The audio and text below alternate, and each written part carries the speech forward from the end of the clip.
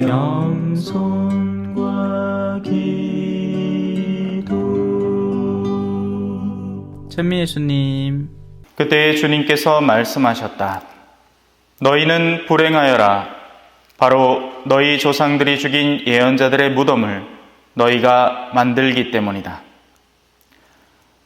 이렇게 너희 조상들은 예언자들을 죽이고 너희는 그들의 무덤을 만들고 있으니 조상들이 저지른 소행을 너희가 증언하고 또 동조하는 것이다.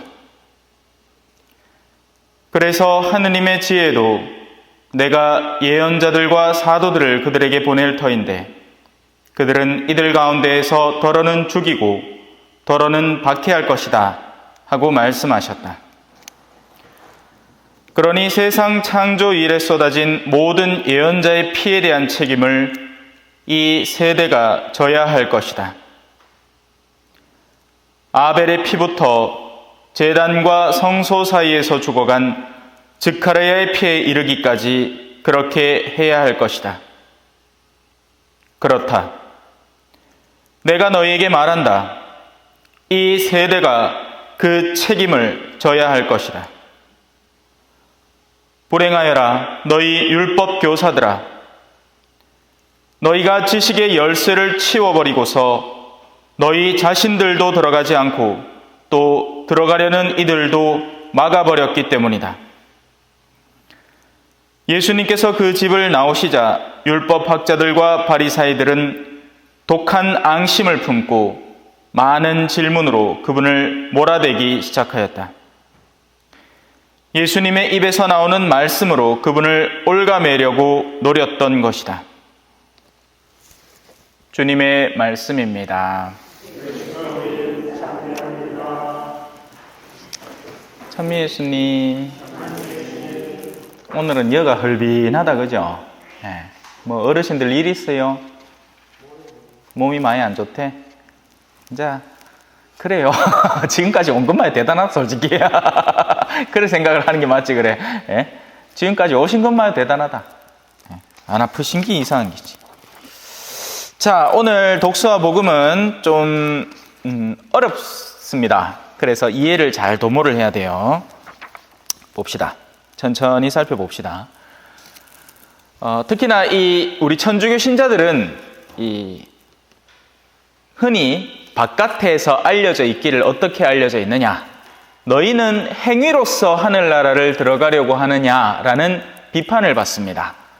우리가 맹탕 묵주 들고 돌리고 앉았고 무슨 제, 금육제, 공복제, 단식제 뭐 하면서 그런 것들을 잔뜩 지키려고 하니 이거 무슨 옛날에 뭐 유대인들 율법도 아니고 이 새로운 시대에 새로운 율법 따라 사는 거 아니냐라는 비판을 받죠.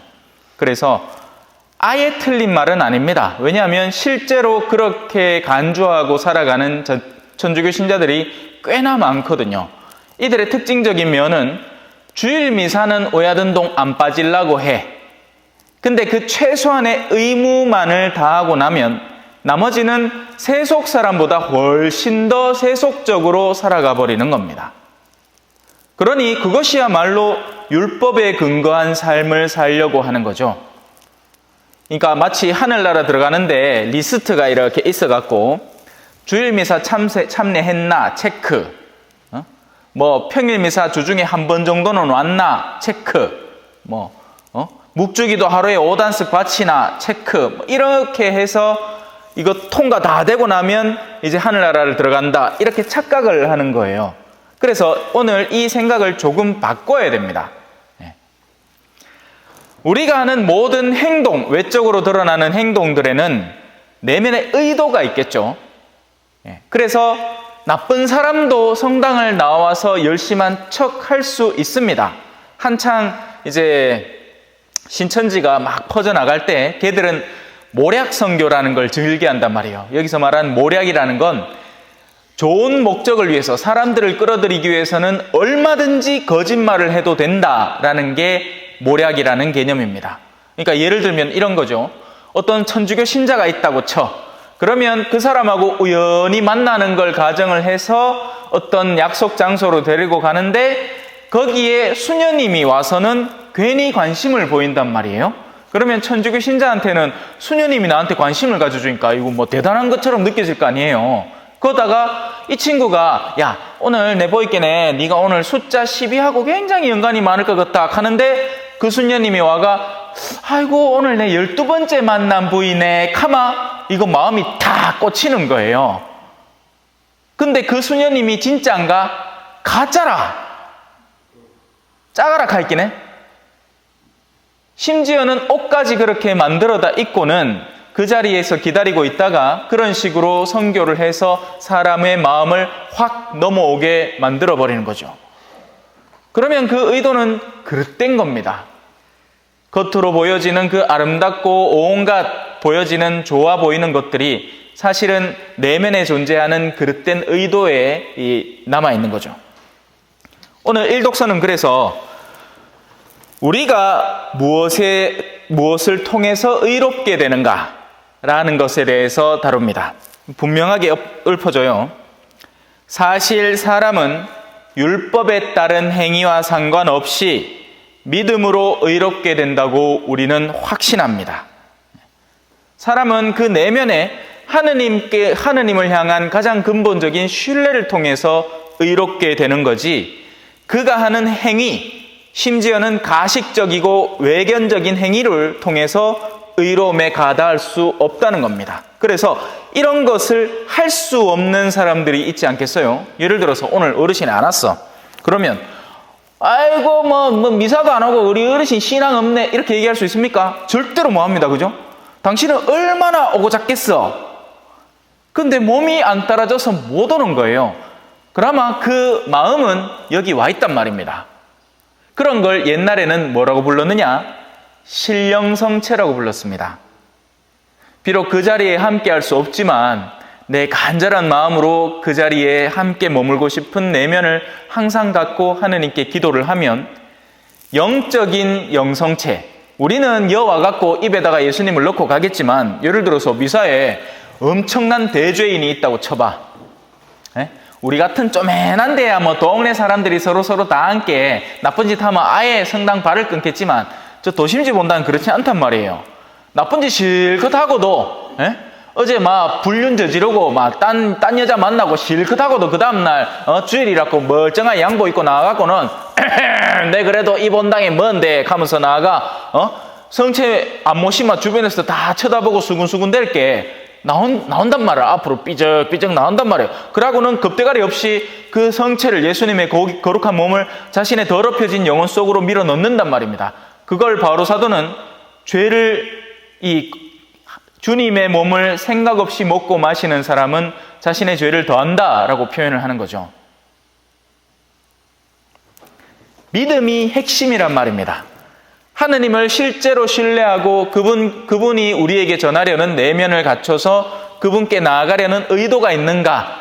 그러면 그 사람은 그 의도를 가지고 자신이 살고 있는 여건 속에서 행동하겠죠.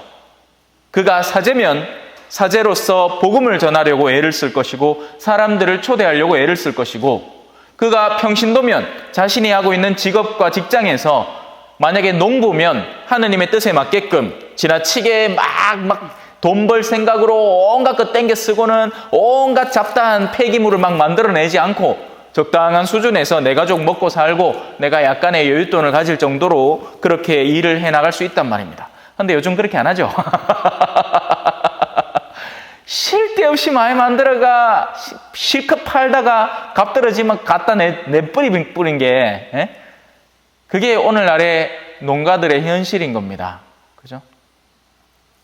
지복도 안 할 거를 막 만들어내. 그러고는 그 모든 쓰레기들을 다 생산해내는 거예요. 자, 이제 내면의 핵심이 중요하다는 걸 대충 감을 잡았죠. 그러면 이제 복음을 한번 살펴봅시다. 불행하여라. 너희가 죽인 예언자들의 무덤을 만들고 있다. 그로 인해서 너희는 오히려 그들을 죽인 행위를 칭송하는 것이다. 자, 예언자가 옛날에 사람들에게 도대체 뭘 가르쳤을까요? 이런 걸 가르쳤을 겁니다. 만약에 한 사람이 술을 먹고 밤늦게 집에 들어오고 막 정신을 못 차려. 그러면 예언자는 그 사람에게 뭘 가르쳐야 예언자 역할을 하는 거죠? 좀 적당히 드세요. 그만해라. 당신의 행위를 멈추어라. 세례자 요한은 그래서 광야에서 낙타털옷을 입고 메뚜기와 들꿀을 먹으면서 사람들에게 굉장히 가슴 시린 말들을 해냈단 말입니다. 그러다가 어떻게 죽었겠어요? 자기가 자살했겠습니까? 아닙니다. 그런 소리를 자꾸 해대니 권력가들이 보기에 절마저 꼴사납다 이거야. 와, 우리 듣기 싫은 소리를 계속하냐 이거지. 우리는 지금 이 당대의 종교들을 통해서 돈을 잔뜩 벌어들이려고 하면 사람들을 더욱 우둔하게 만들고 사람들에게 엉뚱한 두려움을 심어줘서 그들이 성전에 스스로 헌납하게 만들어야 되는데 저는 그런 거 필요 없다 캐사에. 진실한 믿음으로 신앙 안에서 살아가는 것이 가장 아름다운 삶이고 굳이 그렇게 매여가지고 허덕대면서 사실 필요가 없다. 하느님은 진실한 분이시다. 이딴 소리를 하니까 안 먹히는 거죠. 그래서 어쩌겠어요? 죽여버립니다. 자기 계산하고 안 맞으니까. 자, 시간이 흘렀어요. 그 예언자의 진실한 삶은 사람들의 입에 오르내리겠죠. 그리고는 그 예언자의 무덤이 성역화됩니다. 그러고 난 뒤에는 어떤 일이 벌어질까요? 요거 돈 되겠는데? 요 무덤 잘 꾸미갖고 수익 사업을 제대로 한몫 잡겠는데? 사람들이 오매가매 하면서 받는 여러 가지 기금을 딱 모으마 또 건물 부동산 하나를 딱 만들어내겠는데? 바로 이런 생각들이 예언자가 비판하던 생각이죠. 맞습니까? 틀립니까? 맞죠? 예언자가 극하다가 죽은 거 아니에요. 그런 짓거리 하지 말라고. 그런데 바로 그런 짓거리들로 수익을 벌어들일 계획을 잡고 온갖 이득을 취할 생각에 꿈을 꾸고 있으니 그것이야말로 예언자들을 죽인 이들을 위한 기념 공간을 만들어 놓은 거죠. 자, 그거다 성지순례 가는 사람들은 어떻습니까? 우리는 순교자를 위해서 성지순례를 간답니다. 그러면 뭐 하자는 거죠? 성지순례를 통해서 뭘 배우자는 거죠? 순교자의 삶을 답습하고 세상이 우리를 유혹해도 그 유혹에 넘어가지 않고 우리는 신앙을 굳게 지키면서 세상이 우리에게 보장하는 안락함을 스스로 거절하고 불편함을 스스로 지니고 살겠다. 그 사람들이 순교자였잖아요. 그런데 우리는 가면서 술 싸들고 가고 오면서 째리뽕대가 옵니다. 이게 순교자를 칭송하는 건가요? 순교자를 욕먹이는 건가요? 후자입니다. 후자. 명백한 후자예요. 그래서 오늘의 이 복음의 비판은 고스란히 오늘날의 천주교 신자들에게 적용되는 겁니다. 너희 조상들은 예언자들을 죽이고 너희는 그들의 무덤을 만들고 있으니 조상들이 저지른 소행을 너희가 증언하고 또 동조하는 것이다. 비오 신부님도 그렇고 마리아 비안네 신부님도 그렇고 당대의 사람들의 부도덕성에 대해서 열심히 설파했습니다. 예나 지금이나 똑같단 말이에요. 네? 술 먹고 노는 거 좋아하는 사람은 그때도 있었고 지금도 있단 말이에요. 네. 그러면 이 신부님들은 그런 상황에 대해서 사람들을 변화시키기 위해서 하느님을 사랑하고 하느님을 사랑하는 내면 속에서 변화되기 위해서 악습을 끊을 수 있도록 도와주고 그런 데 대해서 적절한 비판을 가한 거죠. 그래서 여러분 비오 신부님의 전기가 있습니다. 비오 신부님이 억시 사랑받았을 것 같죠? 예, 한편으로는 그래요. 하지만 다른 한편으로는 눈의 가시였습니다. 저 인간 때문에 우리가 할 수 있는 걸 못하고 우리가 즐길 수 있는 걸 못 즐기니 정말 싫은 인간이다 하면서 내면적으로 증오하고 미워하던 사람들이 부지기수였어요. 수많은 성인들의 이 행적 속에 사실 그게 나타납니다. 사랑만 받은 게 아니에요. 그에 상하는 증오와 원한과 앙심도 함께 받았죠. 자, 마지막으로 하나만 살펴봅시다. 율법 교사들에 대한 겁니다. 복음의 진리는 사실 명료합니다. 어린 애들조차도 들으면 알아들을 수 있는 거예요. 애들도 복음의 진리를 들으면 맞아요 하고 이해를 한단 말입니다. 그래서 초등학교 3학년 이제 말이 점점 통하고 글귀를 읽을 수 있는 정도가 나이가 되면 신앙교육을 시작하는 거예요. 그러고는 성체가 이 3학년 전에는 저게 그냥 빵인지 예수님의 몸인지에 대한 식별력이 없으니까 안 주는 기고 못 주는 거고, 한 3학년쯤 뭐 빠르면 2학년 더 일찍인 1학년부터 그래요. 소아데레사 성녀는 훨씬 더 일찍 성체를 받아 모셨어요. 그래서 그걸 식별할 나이가 되고 이게 소중한 빵이다, 예수님의 몸이다 정도를 알게 되면 가르쳐 준단 말입니다. 그래서 복음은 어려운 게 아닙니다. 복음은 명료한 것이고 간단한 것이고 누구나 들으면 아는 거예요. 그런데 그러면 장사가 안 되겠죠.